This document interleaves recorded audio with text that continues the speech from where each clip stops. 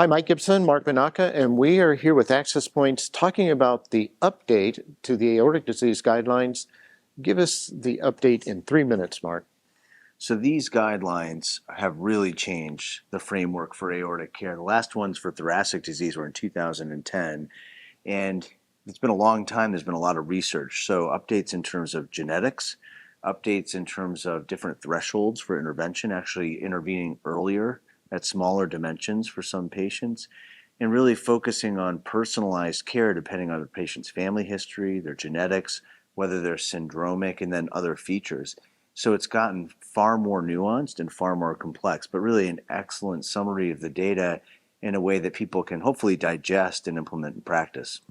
Any key take-home messages for our docs out there? I mean, what things they need to know that will change their practice?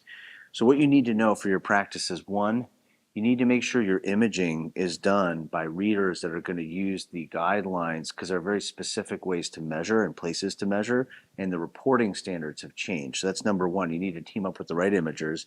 You need to get support for genetic diagnosis and genetic counseling, because So what kinds of things are we testing for now? So we're testing for mutations both for syndromic patients, things that for patients like Marfan or Loeys-Dietz, but also non-syndromic patients. And there are a number of genetic mutations where people look normal, but they have a bad family history, or they have a specific mutation that really manifests as thoracic aortic disease. And you need to know how to counsel patients and how that impacts when you intervene for their aneurysm. And all those tests are listed? All those tests are listed. Great. Anything else?